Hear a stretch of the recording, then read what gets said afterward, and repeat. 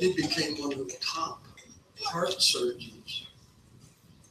Went to Cal Berkeley, an amazing heart surgeon when we reached him as a high school student.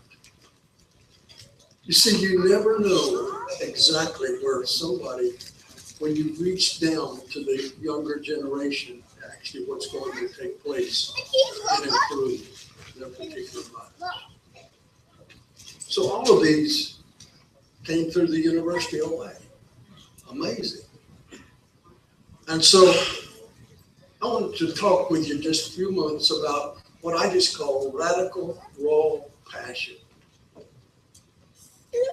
I was asked, my aunt, which was an Episcopalian, radical Episcopalian believer, took me to this little tiny Pentecostal church. Pastor Terry, I've never experienced anything like that in my life. And they had actually a conference going on that day, and the only seats left in the house were right on the front row. And first of all of a sudden they began to worship, and hands went up all over the room. And I was, whoa, what's going on here? But something inside of me wanted to respond. And here's what I did. I went half-mast, you know. My heart had touched God. I'd actually become a Christian at the age of 15. But I was not discipled, and so you wouldn't have known that I was a believer. But right on the front row, Pastor Sam Webb came in contact with a living God that began to touch and change and alter my life. Now, that particular church in Waco, Texas, I was at Baylor University, never was Southern Baptist. You know, in Texas, everybody's Baptist. I grew up Presbyterian. You have to be Baptist to vote in Texas. But I grew up in the Presbyterian church. And as I went there, it was a radical, raw, passionate congregation, just like this one. You know, I grew up in a town of 1,927 people. You go back, it still says 1,000. I don't know whether they got a resurrection like that. But, you know, there were not a whole lot of Asians hanging out in our little town. In fact, there were none. There were a few black people and a few Hispanic. But when I went off, became a part of this little church, they had actually started Grace Bible Church in Hawaii. They sent a couple that came out of Moody Bible Institute and were on their way to become Wycliffe Bible translators and ran into a radical, raw, passionate church. And their hearts were apprehended. It was a man from Arkansas, married to a Japanese gal from Kauai. They got baptized in the Holy Spirit and poured passion into their heart about church planting. So they spent 1 year there in training. They just graduated from Moody. Thrust them out in 1958 and started way up in Kalihi Valley. I mean, like, nobody goes that far up in Kalihi Valley because they couldn't find any other place. It was a Quonset hut that they started it in. And as we came in contact with these things, we began to pray. I met my first Japanese there. I met my first Chinese there. I met my first person from Africa, first person from India. Sitting right there as a confused college kid looking, whoa, what what's going on this. And every country, every guy that preached, I felt I was called to that country. And thank God it wasn't Africa. Hallelujah. But Nancy and I were asked to come to work in Hawaii. We came in 1967. I was 23. Nancy was 21 years of age. Thank God he was so merciful to plant us in a place that's so multinational. Because I was touched on a campus, we radically went to University of Hawaii. Radically went to University of Hawaii. Reached amazing people on the University of Hawaii. Pastor Eddie Asato, which is should have Eddie share here sometime, was on University of Hawaii. Esther Inafuku, at that time, she married Elmer Inafuku. She's sister of Elmer Inafuku, which is a radical church planter in Japan. Amazing outreach into University of Hawaii at that particular time. And what we would do is we would engage students. And as we engage students, you share the gospel with them. And this is not rocket science. I was engaged on Baylor University. I was engaged in this particular congregation.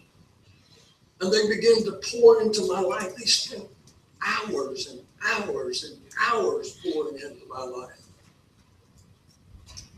My college roommate, he grew up in the Episcopalian church. They spent hours discipling, pouring in. So they engaged students and they prayed for the campus. And they believed for the campus. And they spent hours establishing and beginning to equip my life. That's where I met Nancy. Whoa. I mean, life got better after meeting my dear wife. We had a little training center. And thank God for all the educational systems that we have, the Assemblies of God have. Thank God for all of them, but you cannot duplicate what will take place inside of the local church, of the passion of equipping people in their hearts. They poured hours into me. They chased me on Baylor University. They went after me. And the same way you gotta on purpose go for students. You gotta on purpose go to Lanakila. It doesn't just happen. You gotta on purpose go to University of Hawaii, HPU, all of our campuses. It has to be on purpose. And then they begin to empower our lives. You know, it's so interesting in the fact that wasn't a very large church, but we had this idea, Pastor Terry, if there were 50 people in the room, we could plant 50 churches. Now, probably some of those shouldn't have been planted.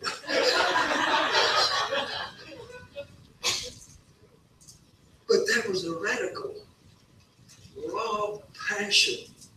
You cannot, this kind of raw passion that's in this congregation, you cannot get beyond the importance of that raw, radical passion. Why would you give your money like that? It's because of the passion of reaching people for the gospel.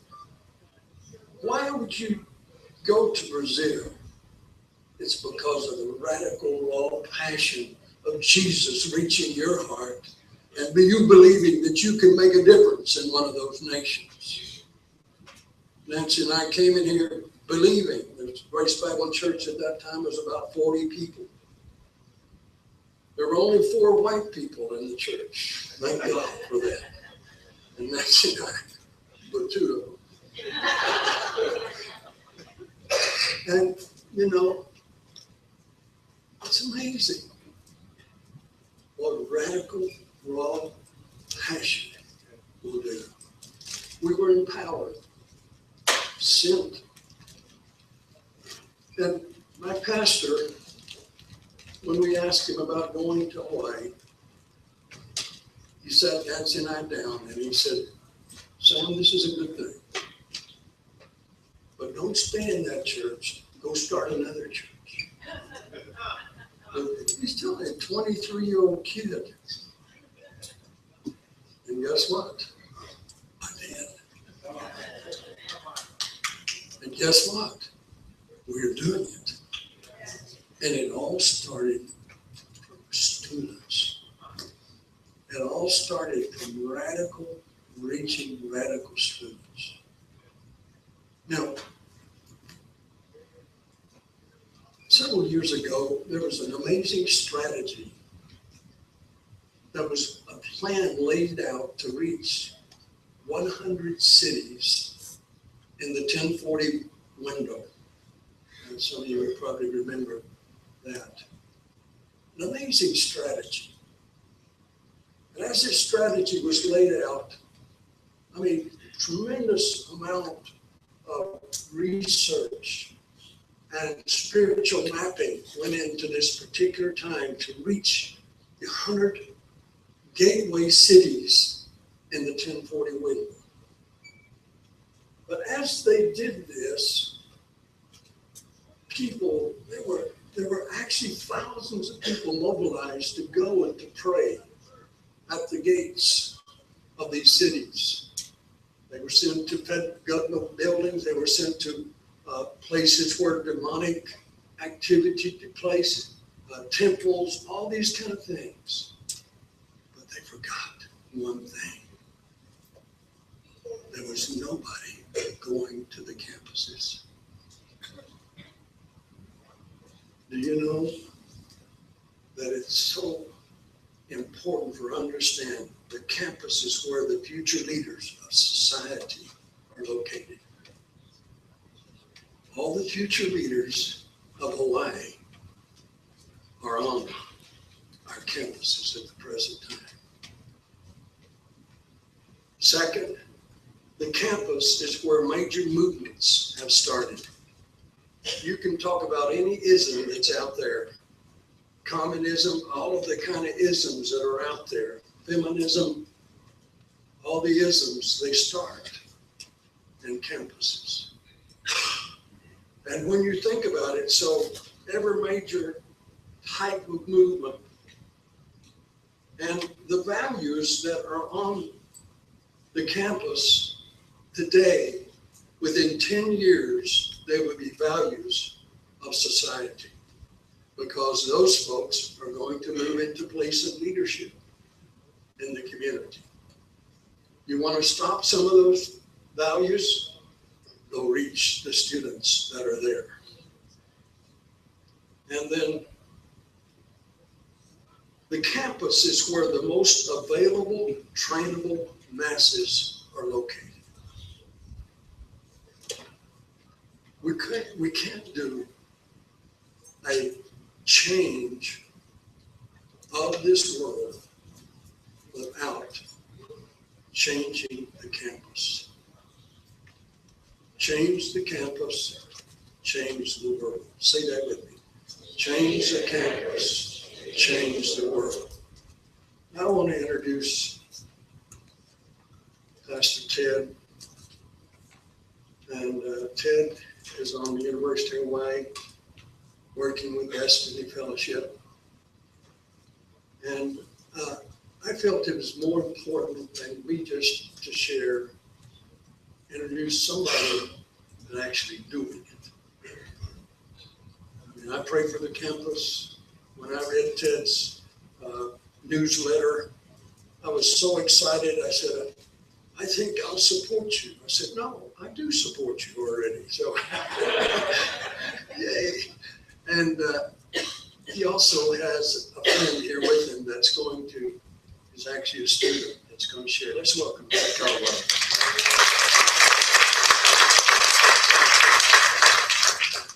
Pastor Sam and Nancy mentor my wife and I and have for a long time.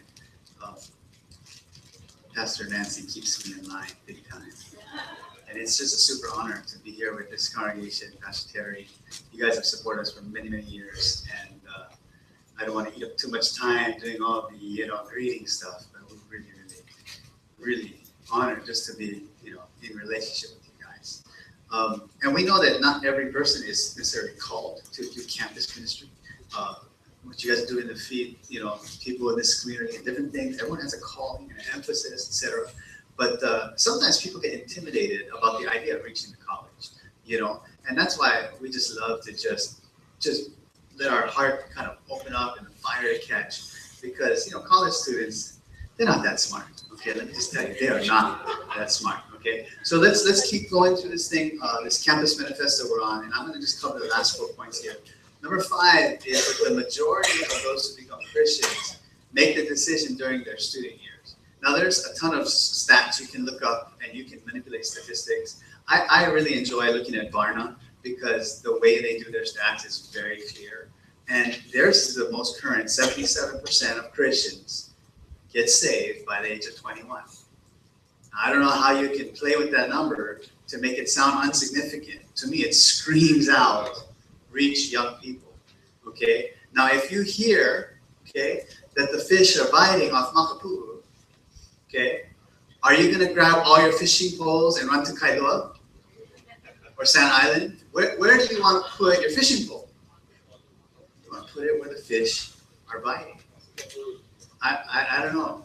I don't know about you. Paul said that there is a wide open door for a great work here. Let's go here. The fish are really biting. To me, I think you should go one of two places. The place where harvest is just rolling in, or the place where hard ground needs to be broken up. They're both equally important. But if in my heart, I want to run to this one or that one. Those are the places I think that God needs people the most.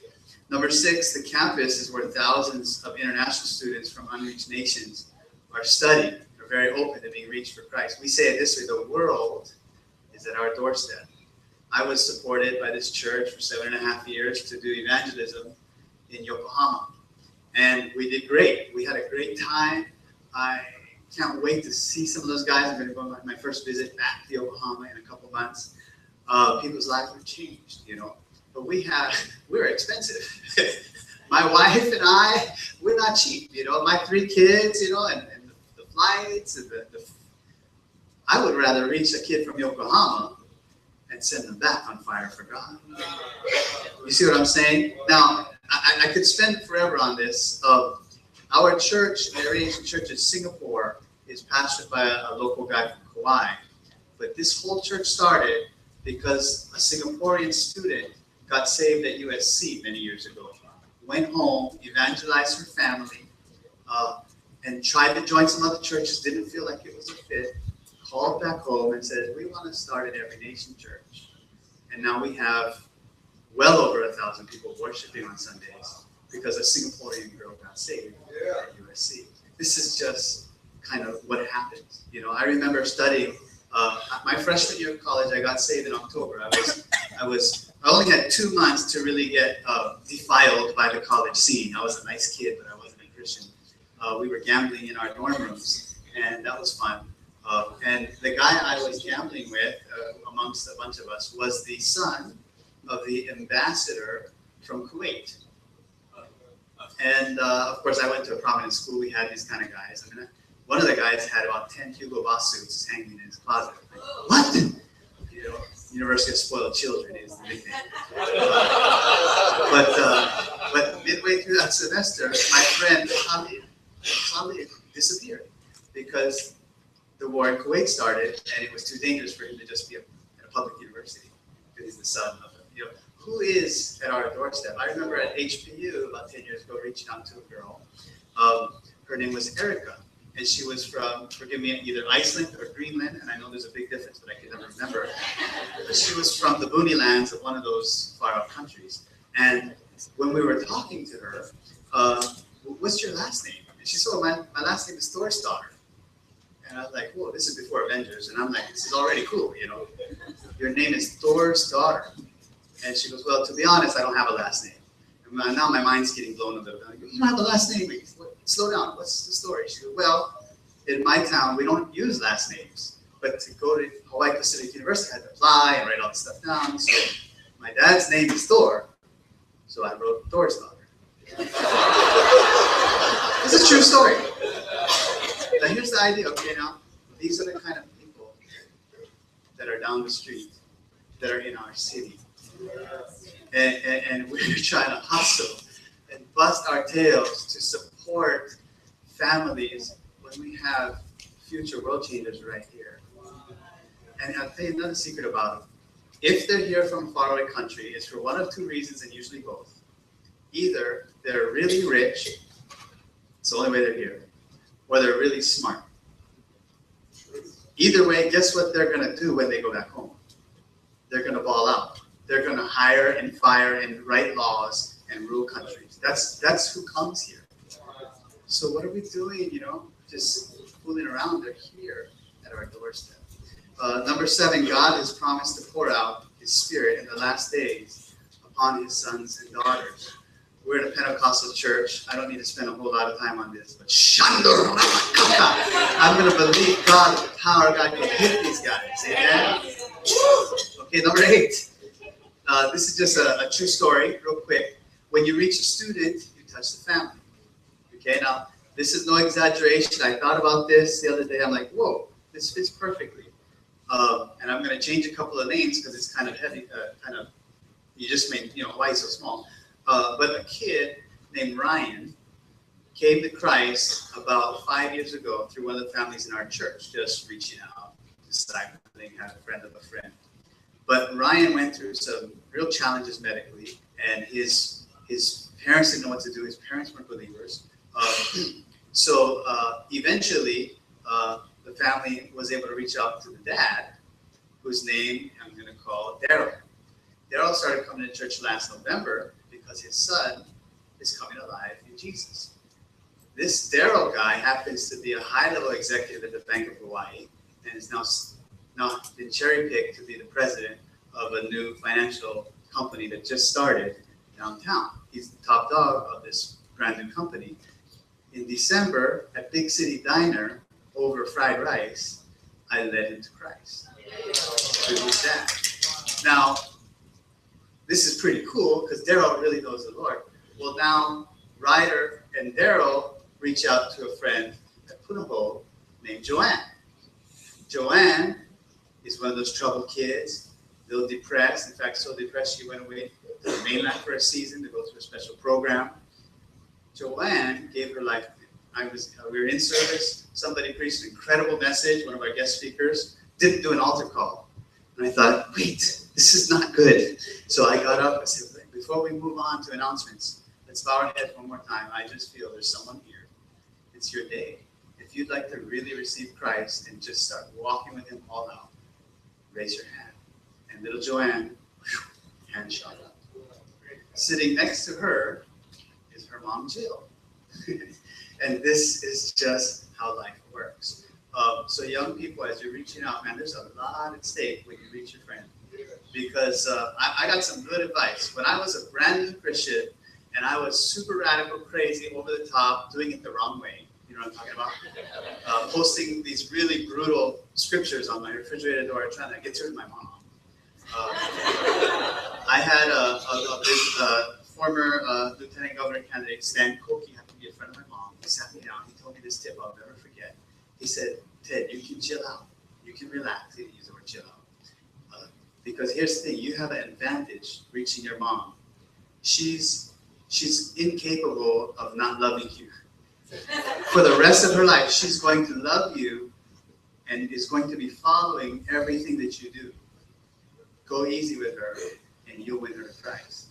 That was the advice. And I go, oh my gosh. When I first started raising support, my mom said to her, don't you dare ask any of my friends. That was literally the words, But over the years, she said, oh, you should talk to so You should talk to so-and-so, I bet they'll support you, blah, blah, blah, blah.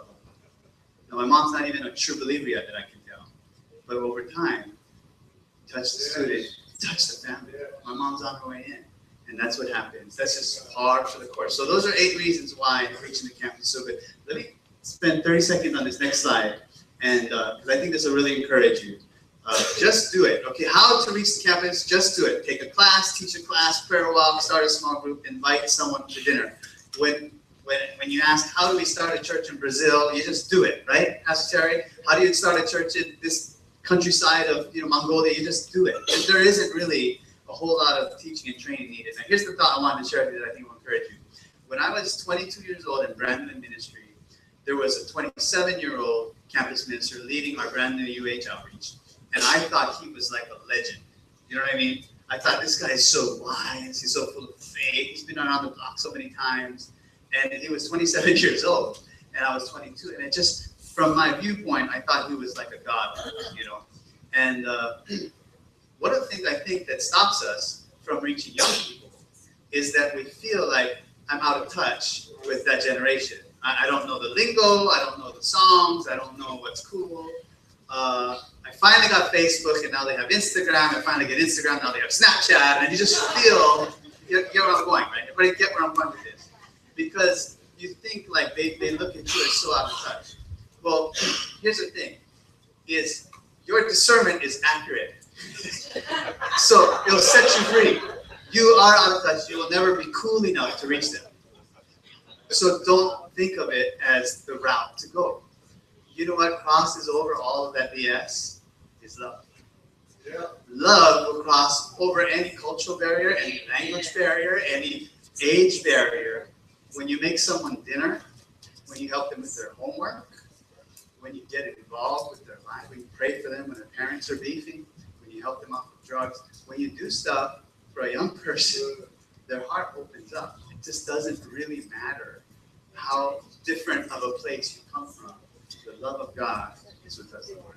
So I want to encourage you, if you're feeling a tug in your heart towards a high school campus or a college campus or any place that feels a little bit distant for you, don't worry. If it's a tug from God, He's going to use you. You don't need to be super cool. I am now not 27. I'm 40-ish. You know what I'm talking about? I'm so not cool. My wife, my daughter now is in our youth groups, and I don't know what happened. I was trying to say the word Twitter in church, and I said tweeter, and she just wanted to die. She's like, Dad, you don't even know it. I said, I have a Twitter account, I use it, but I said tweeter, and I don't know why. And she was like wanting to crawl under her chair. That is so not cool, But she also brags about me all the time because she sees my heart for young people, and people can see that. So I want to give a chance for, give a hand to Rachel Powell. She comes up here. She's a sophomore at UH. She's from North Carolina. And God's just been using her. She's a regular person that really loves Jesus. I just want to say thank you. It's such an honor and a great opportunity to be able to speak to all of you right now. I'll just start with my freshman year coming out here. Summer going into it, my mom was trying to find a great church for me to go out to because she knew how important it was for me to connect and really find a place where I could grow throughout these important years of my life. And she was like, oh, like, she heard a podcast from Destiny Christian Church. She's like, Ray, that's my nickname. She's like, if you don't do anything else, you have to get to this church, And that fall semester, it was hard for me to find them because they kept switching locations. And I was also, I started off in the track team then too. And it's a long story, but I had to quit the team because I got scholarship for powerlifting. So all worked out, but spring semester, I finally got to Destiny, and I was really the only kid there that was a college student from the Manoa campus. And I don't know, I just, I said a prayer in my heart to God saying, if no one else will say to use me, God, I'll go, I'll find people who are hurting, who need to hear your word and to learn more about your love. So just make a way somehow for our campus ministry really to get going. And the next semester, fall semester, my sophomore year, lo and behold, Pastor Ted came, and his heart was really on fire to start the campus ministry and to really reach out to everyone there. So I was off the team by then, but I felt that God was like putting it back on my heart to somehow find a way to get back on there because of the influence that you can have on athletes who, as we all know, like if you're a college athlete in Hawaii, you're like the pros, you know, like your face is going to be on the newspaper, your stats are going to be thrown out there, people will know your name. And now, like a year later, I've been given some great opportunities volunteering with different places, and also just being able to start coaching too. So the opportunity came up to become the team manager for track, and I took it, and I got the job and everything. But along the way, like some of my friends, they were like, you know what? We noticed that you don't do certain things. You don't drink, you don't do drugs, you don't party. What's so different about you? And I was able to share with them just how much God wants them to be a part of His family, to reconnect with them. And now, about usually 5 or 6 of my friends will come to church with me, and I know one of them, she was a little shaky in her faith, but about a month and a half ago, she really got born again, and her heart's just been like lit on fire for God. And she brought out a friend too, and just this past Monday, praise God, she received salvation. Prayed that prayer, and I said,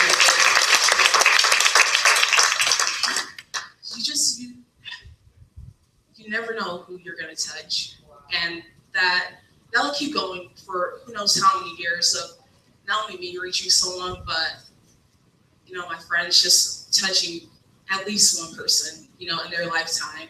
And all of you sitting in this room are so valuable to God's kingdom. And please just do it.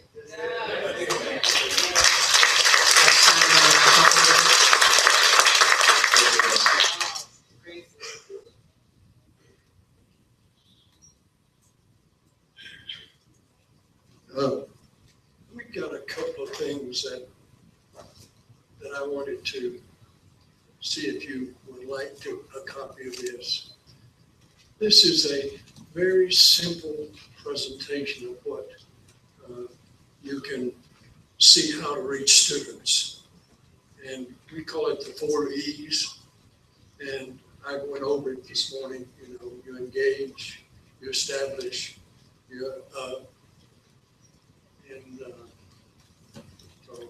I'm not my brain here. But it's the 4 E's of reaching people. Very simple, very powerful. I brought, Pastor Terry may mention this, I brought 2 books that I'm going to give away.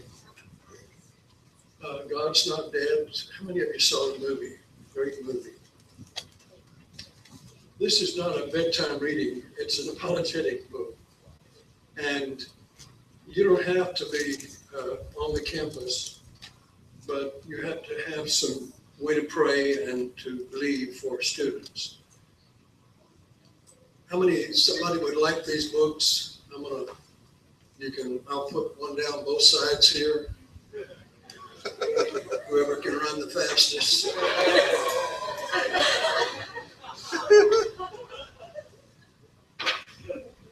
You can get it. I want to wrap up with this. Here's a critical point. Say this with me. Pray. Pray. Say it again. Pray. Say it again. Pray. I mean, hey, this is what it's all about. And Pastor Ted's already said, I'm not going to basically, go hang around the university and they're going to say, what's this old man doing here, But I can certainly pray.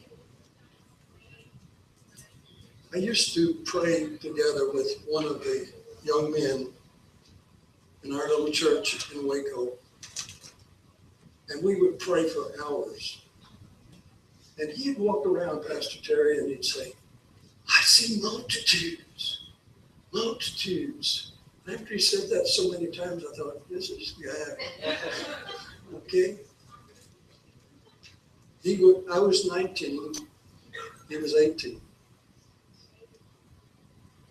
God sent that young man to Thailand, shook up the northern region of Thailand.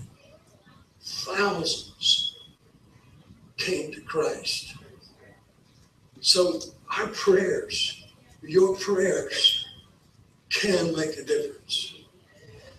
Pastor Abraham, amazing the power of your prayers.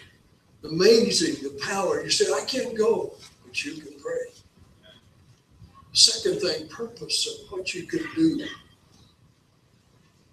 I mean, there needs to be some decisions to make. I will not allow myself that I can't do all the things of the young generation that would stop me from reaching that generation. Purpose in your heart. And Lord, by your help, by your grace, I will pour into the next generation. And that's really what it's all about. And the third thing is make a plan. While you're here, what is a university math teacher, a jet mechanic, a housewife, and a nurse have to do? I wouldn't be standing here today if it weren't for those four people. Professor Adams, by the way, was not a good math teacher, but he loved students.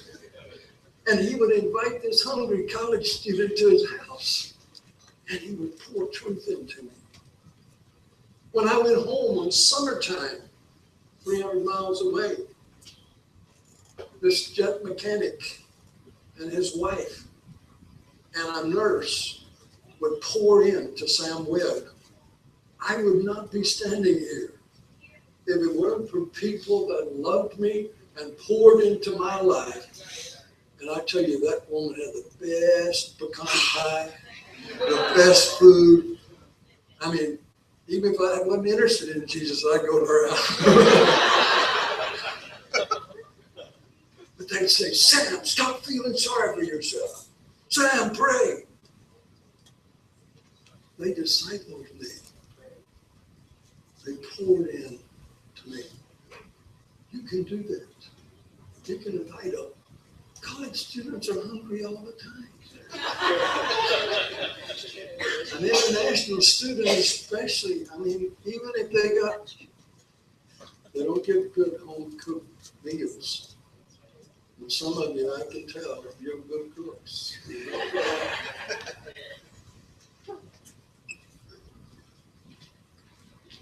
It's so critical that you don't know. We always, and this is, write this down, we always build on faithful people. Reaching the campus, you build on faithful people. But second thing, we always believe for leaders.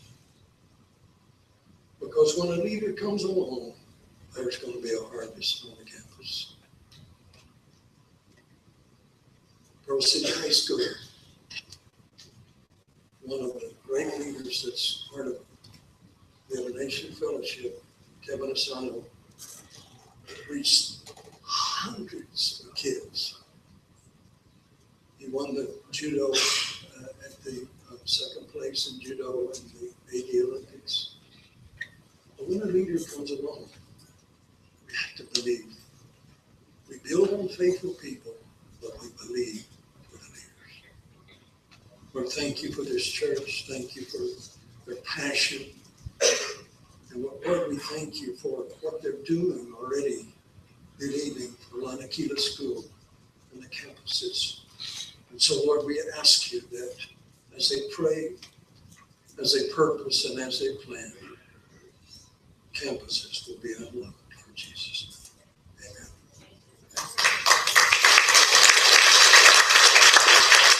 Actually, we have a few more minutes here. Okay, we have 5 minutes. So how about if you have any questions, okay? And okay, let me come up here too. Okay, if you have any question for yes. I'm John the Baptist.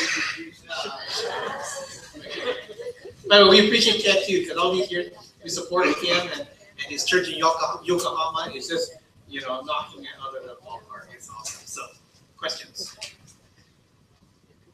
We have 5 minutes. Yeah, Mr. Mike? Okay.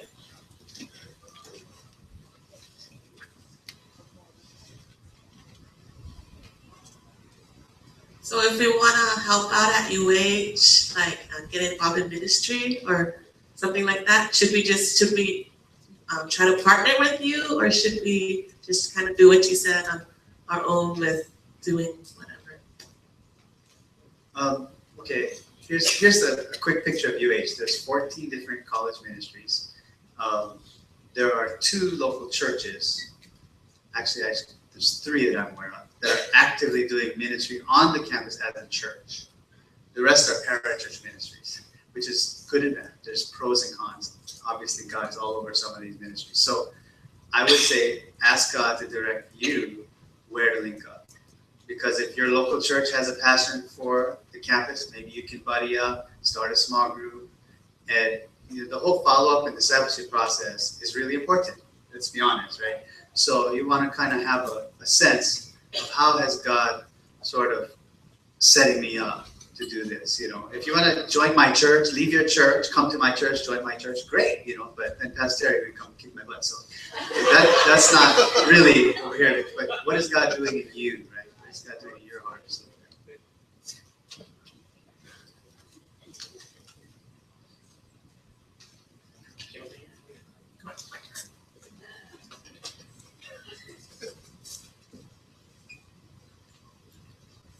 As you're getting more college students saved, how do you deal with their addictive habits, the sexual addictive habits, the pornography, the drugs use, the gambling? How do you deal with that as you're discipling them? Because it's such a part of their lifestyle.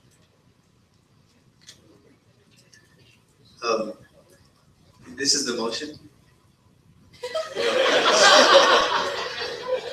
No, I mean you gotta have a combination of just challenging, loving, challenging. It's got to be consistent. And of course, special cases, you got to get help from specially trained people. But, the normal kids sometimes got a little bit heavy issues already. So we do a lot of small group stuff, and you got to create environments. We do a lot of small groups that are evangelistic. So depending who shows up, you might open up, go deep, talk about heavy stuff, or you might not. And so you might do special things on the side. But when God starts to touch someone's heart and they're really ready to start dealing with some of it, then you got to get in their lives consistently enough to help them to a place of breakthrough.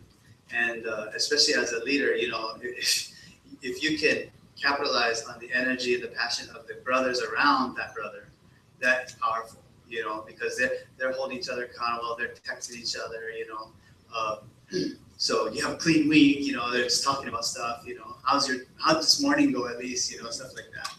I mean, I don't know of any secrets. I mean, we feed them a lot of MP3s and books, but discipleship is messy, dirty, hard work. So I don't have any special tricks. I wish I did, but it's, thankfully, college students are a little more willing to read, a little more willing to look at a podcast and maybe a homeless guy, so you have a little leg up on some of that stuff. But there's still no shortcuts. They gotta fill their heart with the right stuff. I wish maybe I would ask you that question, Vicky. That's not fair. Okay. Another question? A couple more minutes here.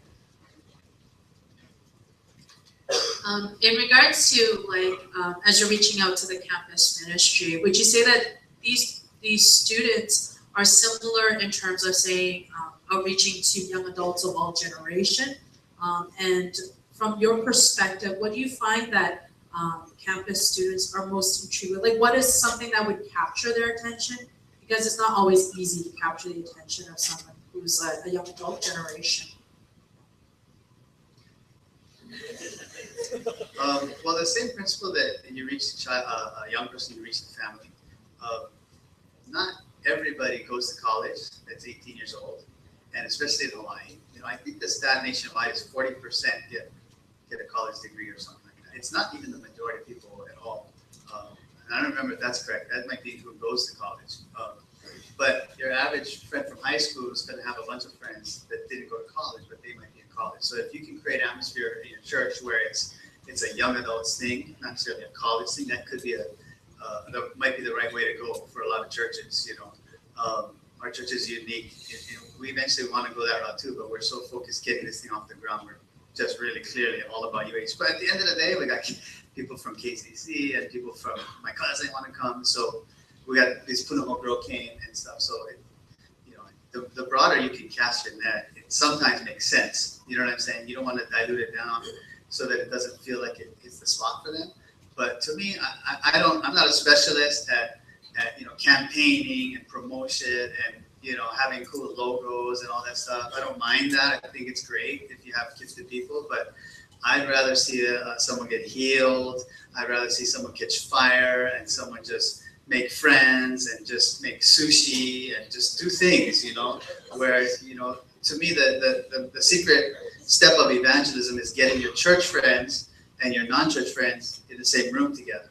If you can get that to happen at church, all the better, but a lot of times that's a big hurdle. So get them together at the food court, get them together at the concert, get them together at a movie, you know, and sometimes you might just bring one or two church friends the first time, but just slowly start that mixture and make sure not the weird guys from church, but the cool guys from church, you know, that kind of stuff matters, and just make it happen, you know. Yeah. Calvary only has cool people, so we're okay. Anyway, let's give them a hand again. Praise God. Hallelujah. Fantastic. Fantastic. These guys are working it. They know how to do it. Praise God. So, anyway, we have 15 minutes, okay? We're back on time now. They made up for my me talking about, right? Anyways, yeah, extra anointing. Okay, so at 11:30, we'll go into our second workshop sessions, okay? So I know that they're going to open up the resource center there. You can look around, talk fellowship, talk storage, whatever. Okay, 11:30 will be our last concurrent session.